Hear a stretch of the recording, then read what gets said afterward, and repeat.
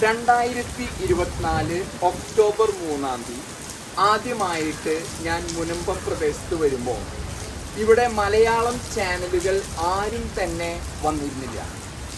എൻ്റെ ഇതേ ചെറിയൊരു ക്യാമറ, ഫോണിലുള്ള ക്യാമറയുമായിട്ടാണ് ഈ പ്രദേശത്ത് ബെന്നിച്ചേട്ടൻ, സബാസ് ചേട്ടൻ, പ്രദീപ് ഏട്ടൻ തുടങ്ങിയ വ്യക്തികളെ കാണുന്നതിന് വേണ്ടി വരുന്നത്. വഖഫുമായി ബന്ധപ്പെട്ട് 610 കുടുംബങ്ങളെ വഴിയാധാരമാക്കുകയും അവർക്ക് മേലെ ഒരു വലിയൊരു പ്രതിസന്ധി കൊണ്ടുവരികയും അവരുടെ റവന്യൂ അവകാശങ്ങൾ പിടിച്ചു വെക്കുകയും ചെയ്ത ഒരു കിരാത നിയമം, അതിനെ ഇന്ന് ഞാൻ വീണ്ടും അതിന് ശേഷം ഇവിടെ വരുമ്പോൾ നിരാഹാര സമരവുമായിട്ട് 225-ാം ദിവസത്തിൽ കടന്നിരിക്കുകയാണ്. പക്ഷേ ഇത്തരം കാലങ്ങൾക്കുള്ളിൽ എനിക്കൊരു നമ്മളോടൊപ്പം നിരാഹാരത്തിൽ ഇപ്പോൾ പങ്കെടുക്കുന്നതായിട്ട് BJP-യുടെ ചെറായി ബ്ലോക്ക് പ്രസിഡന്റ് ഉണ്ട് ഷബിൻ ലാല്, പിന്നെ ന്യൂനപക്ഷ മോർച്ച ജിജി ജോസഫ്, സംസ്ഥാന പ്രസിഡന്റ് ജിജി ജോസഫ് ഉണ്ട്, നമ്മുടെ ചെയർമാൻ സബാസ് ചേട്ടനുണ്ട്, ബെന്നി ചേട്ടനുണ്ട്, പിന്നെ നല്ലവരായ നാട്ടുകാർ. 610 കുടുംബങ്ങൾ കടന്നു പോയിക്കൊണ്ടിരിക്കുന്ന ഈ പ്രശ്നങ്ങളെ എന്താണ് ഈ ഒരു ഏകദേശം ഒരു വർഷമായിട്ടുള്ള ഒരു 6-7 മാസം എന്താണ് സംഭവിച്ചത് എന്നുള്ളതിനെ പറ്റി നമുക്ക് ഇവരിൽ നിന്ന് ചോദിച്ചറിയാം. അപ്പോൾ ബെന്നി ചേട്ടൻ, നമ്മുടെ പഴയ കഥയിലേക്ക് പോകുമ്പോൾ നമ്മൾ ഈ സമരം തുടങ്ങുന്ന സമയത്ത് ചാനലുകാരും രാഷ്ട്രീയക്കാരൊക്കെ നമ്മളെ ഒന്നും സഹകരിക്കാതിരുന്നു. അതിനുശേഷം എന്തൊക്കെ ഡെവലപ്മെന്റ്സ് ആണ് ഇവിടെ നടന്നിരിക്കുന്നത്? ഒക്ടോബർ മാസം 3-ാം തീയതിയാണ് പറഞ്ഞതുപോലെ ഇവിടെ പലരുമായി അന്ന് തൊഴിലുറപ്പുകാരും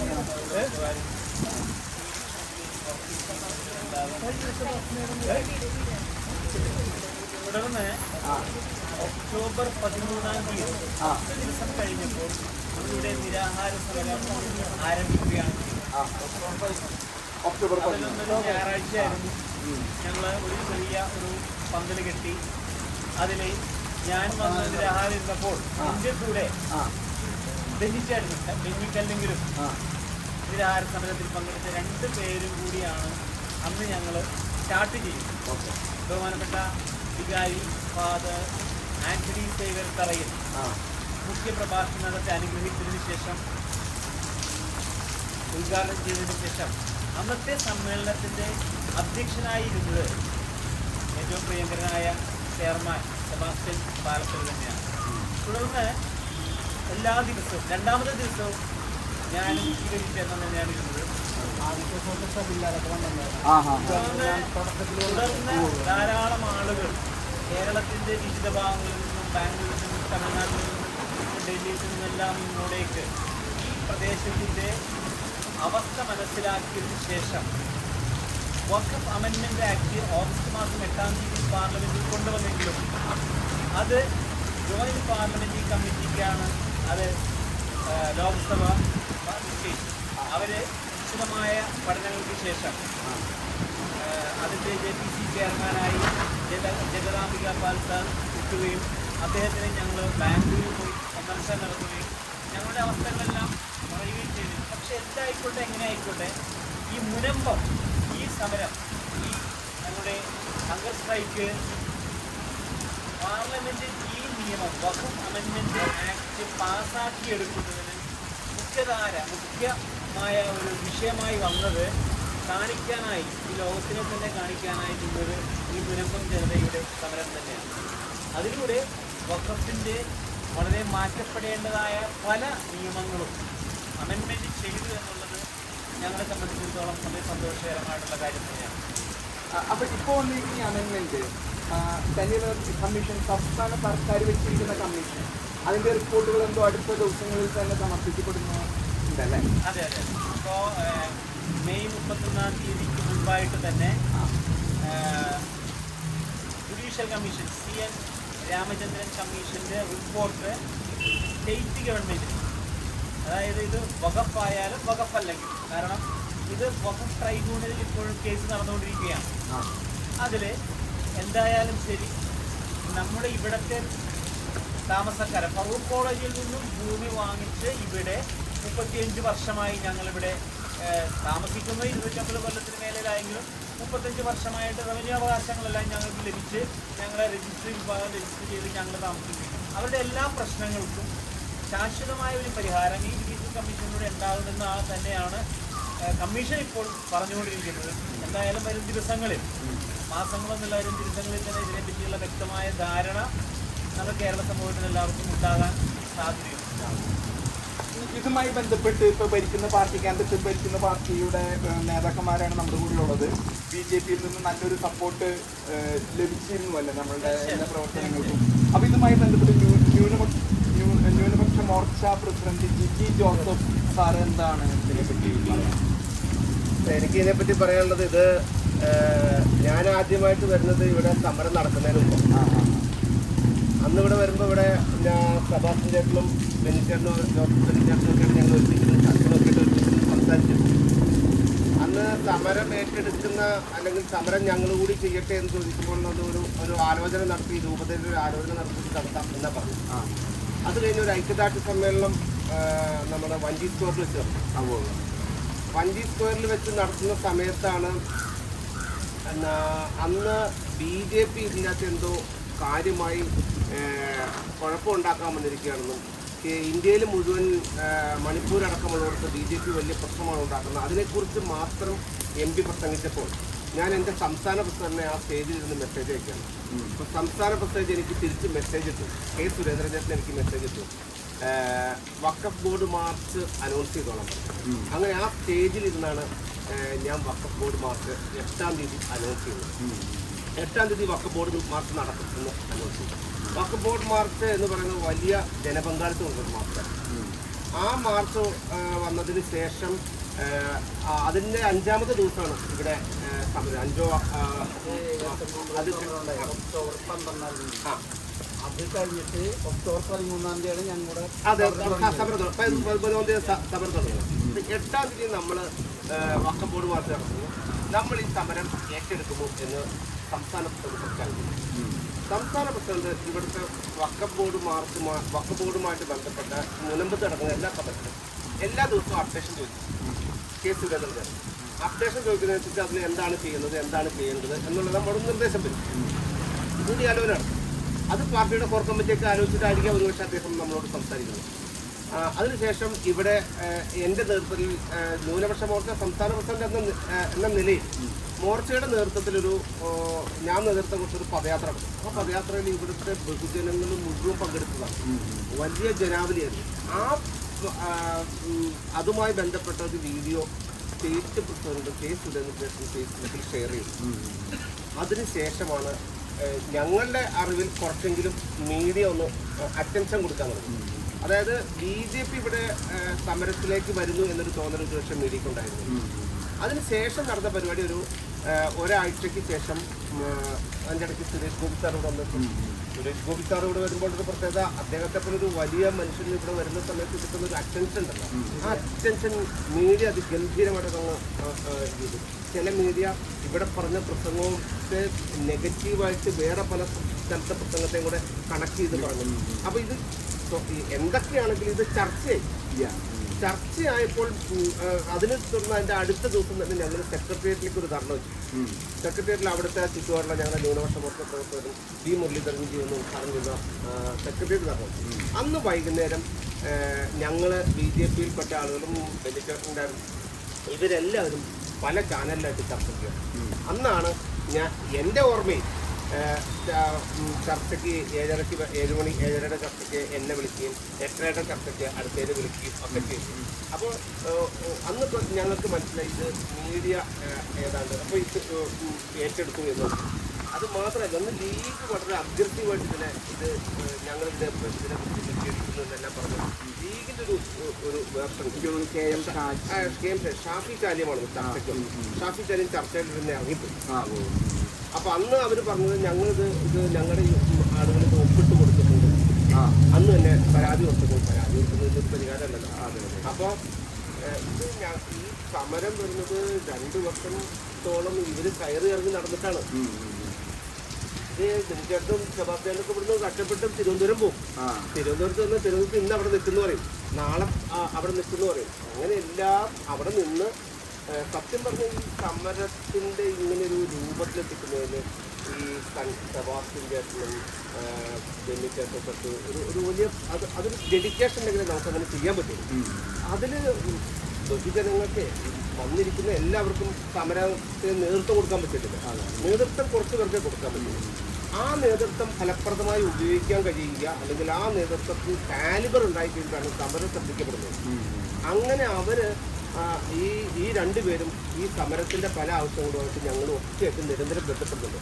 അതൊരു പക്ഷേ രാഷ്ട്രീയമല്ല, വ്യത്യസ്ത രാഷ്ട്രീയ പാർട്ടിയിൽ പ്രവർത്തിക്കുന്ന ആളുകളൊക്കെ ഉണ്ട്. ഞാൻ വരുന്നതും രാഷ്ട്രീയമായിട്ടല്ല, രാഷ്ട്രീയ പാർട്ടിയുടെ ആളായതുകൊണ്ട് വന്നുപോയി എന്ന് മാത്രമേ ഉള്ളൂ. അങ്ങനെയാണ് അറിയാൻ കഴിഞ്ഞത്. പക്ഷെ ഞാൻ ഇതിൻ്റെ അകത്ത് പൊളിറ്റിക്സ് കണ്ടിട്ടില്ല. പലപ്പോഴും എന്നെക്കുറിച്ച് എൻ്റെ ചില സഹപ്രവർത്തകരോട് ഇവിടെയുള്ള വേറെ ചില ആളുകൾ പറയും, ജിജിയോട് ഇങ്ങനെ നിൽക്കരുത്, കുറച്ച് ഇടിച്ചിടിച്ച് നിൽക്കണം, മുമ്പിൽ വന്ന് നിൽക്കണം എന്ന് പറയും. ഞാൻ പലപ്പോഴും വരുമ്പോൾ ചില സമയത്തൊക്കെ ഞാൻ ആ സൈഡിൽ പോയി നിൽക്കും. നല്ല ലീഡേഴ്സ്, ഞങ്ങളുടെ ലീഡേഴ്സ് വരുമ്പോൾ മാത്രമേ അങ്ങനെ ഒന്ന് കയറാറുള്ളൂ. അപ്പോൾ എന്നെ വന്ന് പലരും വന്ന് ഉപദേശിക്കും, ഇങ്ങനെയല്ല നിൽക്കണ്ടേ, ഇത് വന്ന് ഇടിച്ചിടിച്ച് നിൽക്കണം. അപ്പം ഞാൻ പറഞ്ഞു, ഞാനിതിലൊരു ഷോ ഇടാൻ വന്നതല്ല, ഫോട്ടോ എടുക്കാൻ വന്നതല്ല. ഫോട്ടോ എടുത്തിട്ട് നമുക്ക് പോവാം. നമ്മളത് ഈ ഏതാണ്ട് ഈ പള്ളിപ്പെരുന്നാൾ കൂടുമ്പോൾ ആളുകൾ വരും, അതുപോലെ ആളുകൾ ധാരാളം വന്നു. പക്ഷെ ഡെഡിക്കേഷൻ ആർക്കാണെന്നുള്ളതാണ്. അത് ആ സമയം കഴിഞ്ഞിട്ടും അത് കഴിഞ്ഞും പിന്നെ നിൽക്കണം. ഇതിൻ്റെ അകത്ത് ബന്ധപ്പെടേണ്ട ആളുകൾ കൃത്യമായി മീഡിയേറ്റേഴ്സ് ഇല്ലാതെ ഡയറക്റ്റ് എന്ന് കമ്മ്യൂണിക്കേറ്റ് ചെയ്ത് വരുമ്പോഴാണ് ഇതിൻ്റെ ആ പര്യവസാനം വരുന്നത്.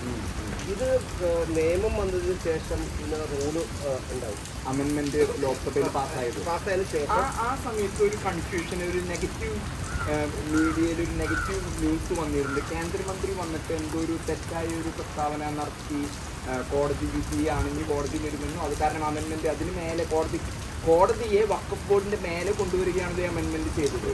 അപ്പം അങ്ങനെ ഒരു കൺഫ്യൂഷൻ വന്നതിനെ അല്ല, ഇതിൻ്റെ പ്രശ്നത്തില് ഒറ്റ കാര്യം ഈ പൊതുവെ ഈ മുൻപ് ചർച്ച ചെയ്യുമ്പോൾ ആലോചിക്കണം.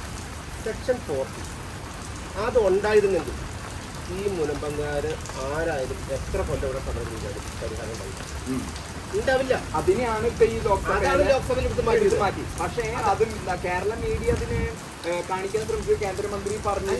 അതിന് വേറെ കാര്യമുണ്ട്.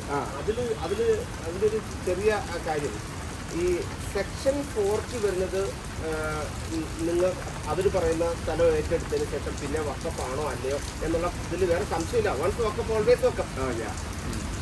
ഈ സാധനം ഇതിനൊക്കെ പരിഹാരം ഉണ്ടാക്കാൻ നിയമസഭയിൽ എന്താ പറഞ്ഞത്? രണ്ട് മുന്നണിയും പറഞ്ഞത് ലീഗിന്റെ KPA മജീദ് പറഞ്ഞു ഇവരെ ഇറക്കി വിടാം. മന്ത്രി പറഞ്ഞ് ഉറപ്പായിട്ട് ഇറക്കി വിടാം, അവകാശങ്ങൾ കൊടുക്കില്ല. ഇത് പറഞ്ഞു. ഇത് രണ്ടിലും അവർക്ക് ധാരണേ. അന്ന് ആ നിയമസഭയിൽ ഒരു കലഹം ഉണ്ടായില്ല.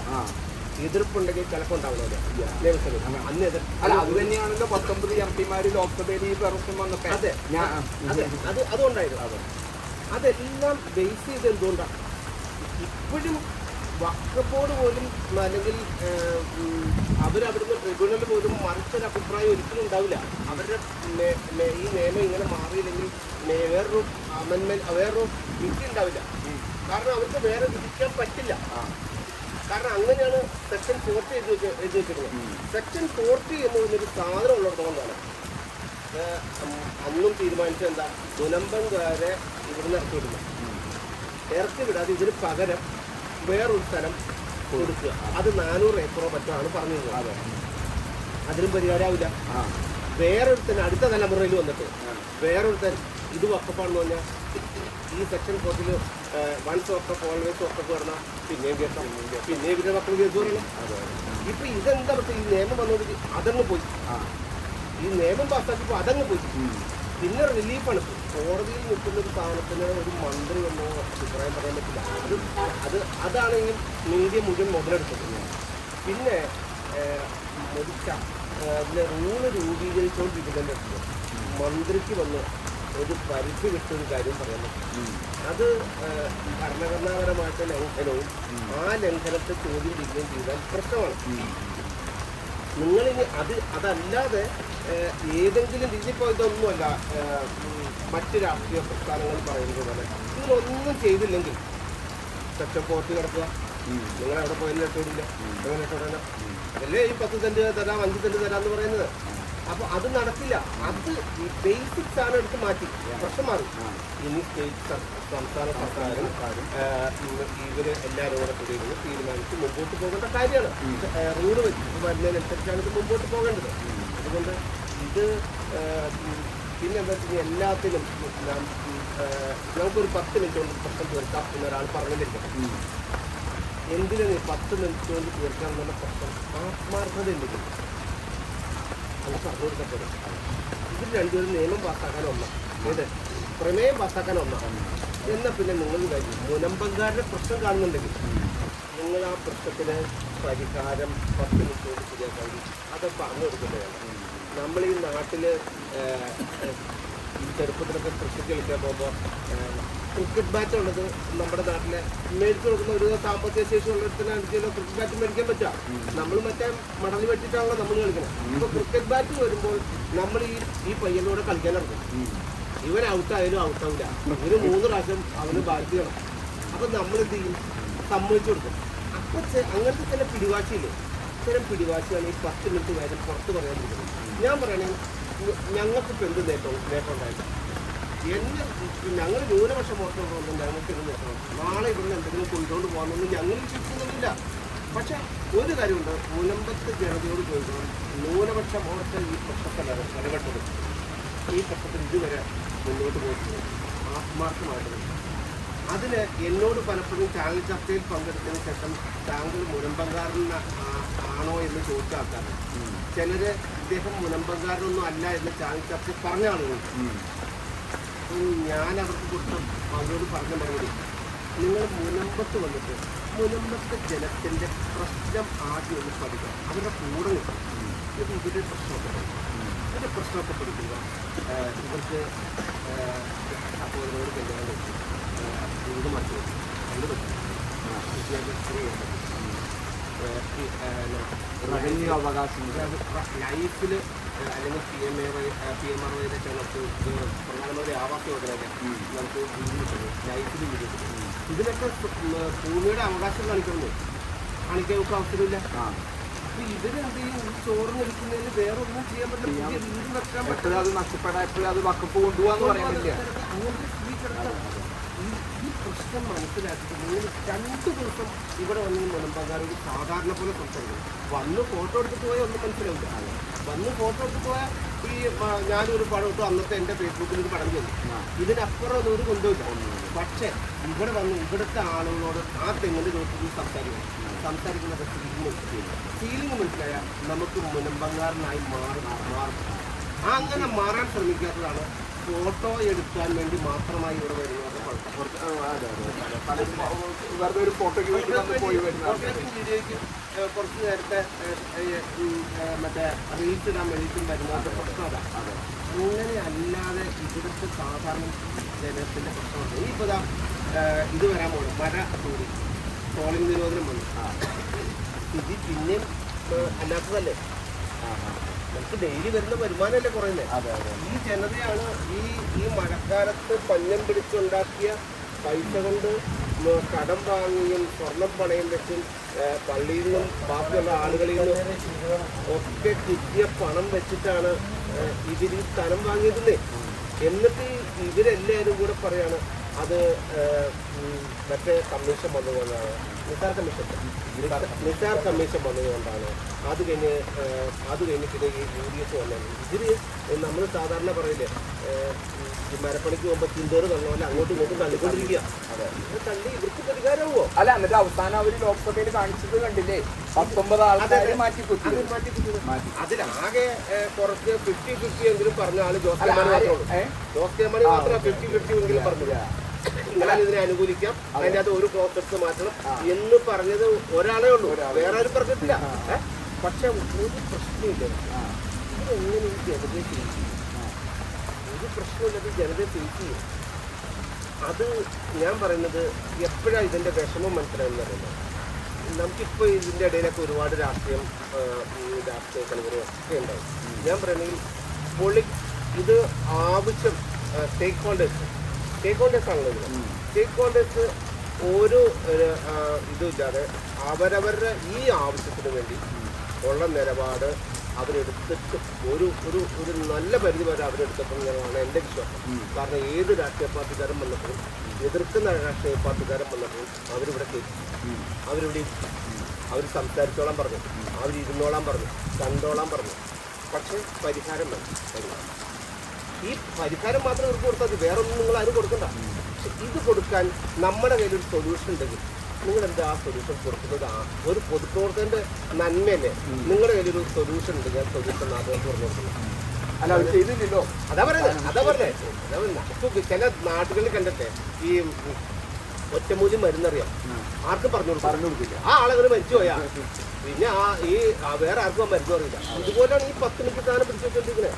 സത്യം പറഞ്ഞാൽ പത്രസമ്മേളനം നടത്തി പറയണം ഇന്ന പരിഹാരം നടത്തും. അല്ലെങ്കിൽ ഇത് പത്രസമ്മേളനം നടത്തി പറയാൻ പറ്റാത്ത ചില കോടതി വ്യവഹാരങ്ങളുമായി ബന്ധപ്പെട്ട കാര്യമാണെങ്കിൽ മുഖ്യമന്ത്രിയെ കാണണം. അതെ, എന്നിട്ട് കണ്ടിട്ട് ഇങ്ങനൊരു പ്രശ്ന പരിഹാരമുണ്ട്, ആ പരിഹരിച്ചു കൊടുക്കും എന്ന് പറയണം. പിന്നെ വേറെ ആർക്കും ചോദിച്ചു വേണ്ടതേ, നിങ്ങൾ എന്തൊരു കൂടെ എടുത്തോ, നമുക്ക് കുഴപ്പമില്ല. അപ്പൊ ബഹുജന പ്രക്ഷോഭം നടത്തി 225 ദിവസം നിരാഹാര സത്യാഗ്രഹം, അതിലൊരു ഭാഗം തുടക്കം മുതലാകാൻ പറ്റിയതിൽ ഞാൻ വളരെയധികം സന്തോഷിക്കുന്നു. ലോക്സഭയിലെ അമെൻമെന്റ്, ആ ഒരു അമെൻമെന്റോട് കൂടി നമ്മൾ ഇവരുടെ ഈ ഒരു പ്രക്ഷോഭം വിജയത്തിലേക്ക് എത്തി എന്ന് വേണം കരുതാനായിട്ട്. ഞാനിവിടെ വരുമ്പോൾ കടല് പ്രക്ഷുബ്ധമാണ്, കാറ്റും കോറും, അതിനിടയിലും ഈ ജനങ്ങൾ ഇരുന്ന് പ്രതിഷേധിക്കുകയാണ്. അതിനൊരു ശുഭ അവസാനം വരുമെന്ന് തന്നെ നമുക്ക് പ്രതീക്ഷിക്കാം. ഇതിനിടയിൽ നമ്മുടെ സെബാസ്റ്റ്യേട്ടൻ, ഈ സമരസമിതിയുടെ ചെയർമാനായ സെബാസ്റ്റ്യേട്ടൻ്റെ അഭിപ്രായം എന്താണ് ഇതുവരെയുള്ള സമരത്തിന്റെ? ഈ വക്കപ്പൂർ എന്ന് പറഞ്ഞാൽ ഈ കൊള്ളസംഘം ഉണ്ടല്ലോ, 2019 മെയ് 20-ാം തീയതി ഞങ്ങളുടെ ഭൂമി ഞങ്ങളറിയാണ്ട് അവർ എഴുതിയിട്ടു. ഞങ്ങളറിയുന്നത് 2022 ജാനുവരി 13-ാം തീയതി. അതിനുശേഷം ഞങ്ങൾ സെക്രട്ടേറിയറ്റിലും അതേമാതിരി മന്ത്രിമാരും ഉദ്യോഗസ്ഥന്മാരെല്ലാം കണ്ടു കഴിയുമ്പോൾ അവർ പറയുന്നത് വക്കഭൂമിയാണ്. സത്താറയിലേക്ക് കണ്ടില്ലേ, നിങ്ങളോട് പറഞ്ഞാൽ മനസ്സിലാവില്ല, വക്കഭൂമിയാണ്.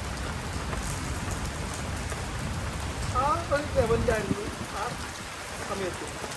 ഇന്ന് ഇത് വക്കഭൂമി അല്ല എന്ന് ഇന്ത്യ ഒട്ടായ സർവ ബുദ്ധിജീവികളും പ്രമുഖരും എല്ലാം ഇത് വക്കഭൂമി അല്ല എന്ന് തിരിച്ചറിവ് ഉണ്ടാക്കുകയും പൊതുസമൂഹം ഇത് വക്കഭൂമി അല്ല എന്ന് പറയുകയും ചെയ്യുന്ന ഒരവസ്ഥയിലോട്ട് നമ്മൾ എത്തിച്ചു. അതിൽ നിസ്സാര സംഭവമുണ്ട്. കാരണം ഞങ്ങളുടെ പ്രയത്നം നിരന്തരം ഞങ്ങൾ ഉറക്കമൊഴിച്ചിരുന്നുകൊണ്ട് എന്താണ് നാളെ ചെയ്യേണ്ടത് എന്ന് ഞങ്ങളിത് ആലോചിച്ച് ഒരുപാട് എത്ര ആളുകൂടി ഇരുന്നാലും വക്കഭൂമിയാണെങ്കിൽ വക്കഭൂമി തന്നെ അല്ലേ. പക്ഷേ ഞങ്ങൾ ഇതിൻ്റെ നിയമവശങ്ങൾ മൊത്തം കണ്ടുപിടിച്ച്, അതിൻ്റെ ഡോക്യുമെൻ്റ് മൊത്തം കണ്ടുപിടിച്ച് കോടതികളിൽ സാധിക്കുകയും ട്രൈബ്യൂൺ ഇത് വക്കഫ് അല്ല എന്ന് പറയാൻ പോകുന്ന സമയത്ത് കോടതി അവിടെ സ്റ്റേ വരെയാണ്, വക്കബോർഡിൻ്റെ സ്റ്റേ വരെയാണ്. ഈ 27-ാം തീയതി വരെ വിധി പറയരുത്. 1 വർഷത്തോളം ഈ കേസ് കേട്ട ജഡ്ജി രാജൻ തട്ടിച്ചാണ്. കഴിഞ്ഞ 19-ാം തീയതി മാറുന്നവർക്കറിയാം, മനസ്സിലായില്ലേ? അങ്ങനെ കൊണ്ട് വിധി പറയിപ്പിച്ചില്ല. ആ കേസിന് സ്റ്റേ വന്നു. ഇപ്പോൾ വീണ്ടും അതിനൊരു സ്റ്റേ വന്നിരിക്കുന്നത്. ഫറൂഖ് കോളേജ് കൊടുത്തിരിക്കുന്ന ആ കേസിൽ കക്ഷി ചേരാൻ പാടില്ല. എന്തൊരു വിരോധാഭാസമാണെന്ന്. കേസിൽ കക്ഷി ചേരാൻ പാടില്ലെന്ന് ഇവരാരൊക്കെയോ പേടിക്കുന്നു. എന്തിനു പേടിക്കുന്നു? ഞങ്ങളുടെ റവന്യൂ അവകാശങ്ങൾ നഷ്ടപ്പെട്ടിട്ട് ഞങ്ങൾ പേടിച്ചില്ലല്ല. ശക്തമായി ഞങ്ങൾ പോരാടി. വിഷയം ഞങ്ങളുടെ തന്നെ. ഇന്ന് ഒരു ഓൺലൈൻ മീറ്റിങ്ങിൽ മുഖ്യമന്ത്രി ഞങ്ങൾക്ക് ഉറപ്പാണ്, ഇവിടെ കമ്മീഷൻ വരും, നിങ്ങളുടെ കാര്യം പരിഹരിക്കും. ആ കമ്മീഷൻ ഇവർ ജയിലിലാക്കാൻ നോക്കി. അദ്ദേഹം കള്ളനാണെന്ന് പറഞ്ഞു. ആ കമ്മീഷനെ റിപ്പോർട്ട് അവതരിപ്പിക്കാൻ പറ്റിയില്ല സിംഗിൾ ബെഞ്ചിൽ. വീണ്ടും ഡിവിഷൻ ബെഞ്ചിൽ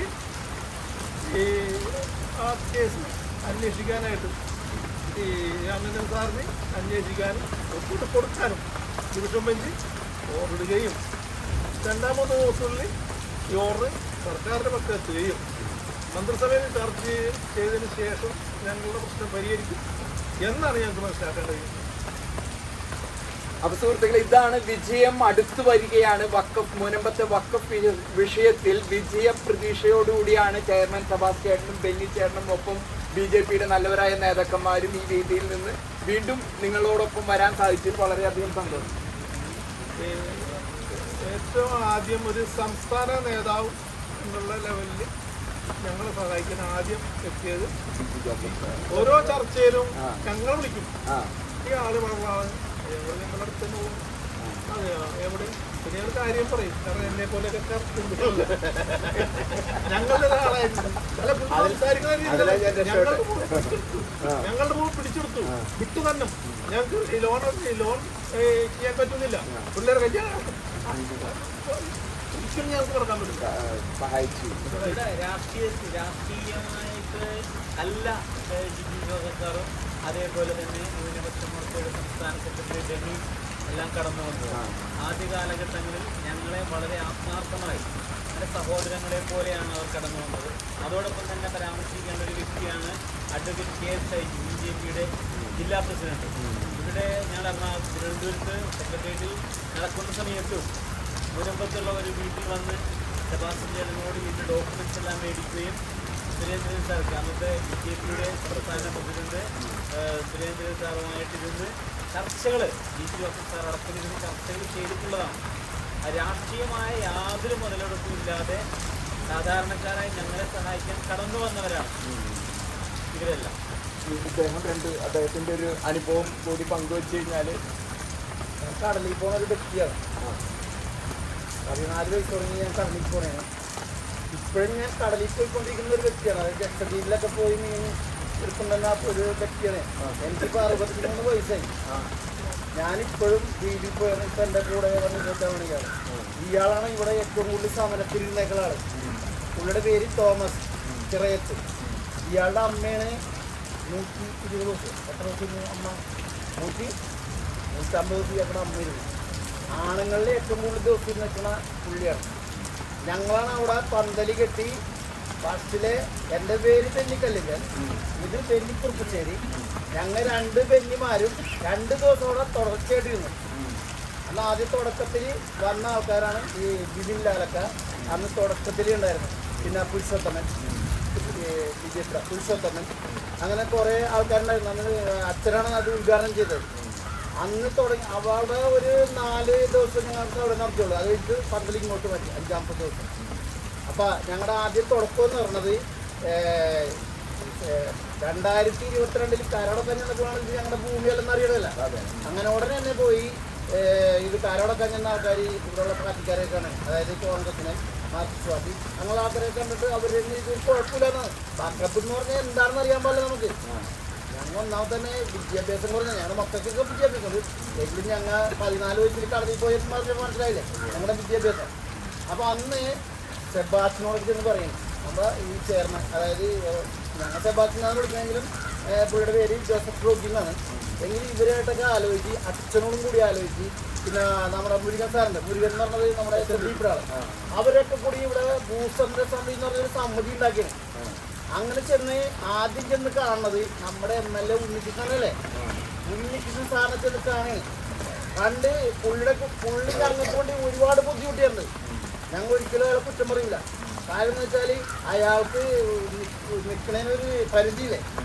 ഇപ്പം മുഖ്യമന്ത്രി പിണറായി വിജയൻ സാറാണ്. ഇപ്പം മുഖ്യമന്ത്രി പറഞ്ഞ പോലെയല്ലേ MLA മാർക്ക് നിൽക്കാൻ പറ്റുള്ളൂ. ഞങ്ങളുടെ കൂടെ കുറേ ഇതിൻ്റെ രേഖകൾ എടുക്കാനായിട്ട് പല സ്ഥലത്തും ഇവരുടെ കൂടെ പെടുന്നത്. ഇവർ തെരഞ്ഞെടുത്തും അവിടെ ചോറ് വരെ മേടിച്ചു കൊടുത്തിട്ടുണ്ട്. പുള്ളിയുടെ കയ്യിൽ നിന്ന് പൈസ കൊടുത്ത് ചോറും കിടക്കാൻ അവിടെ ഇതൊക്കെ റൂമൊക്കെ ഇട്ട് കൊടുത്തിട്ടുണ്ട്. ഒരിക്കലും ഞങ്ങൾക്ക് പുള്ളിനെ ഞങ്ങൾക്ക് കുറ്റം പറയാൻ പറ്റില്ല, മനസ്സിലായോ? അത് കഴിഞ്ഞിട്ടാണ് ഈ DC ജോസഫ് സാറൊക്കെ വന്നത്.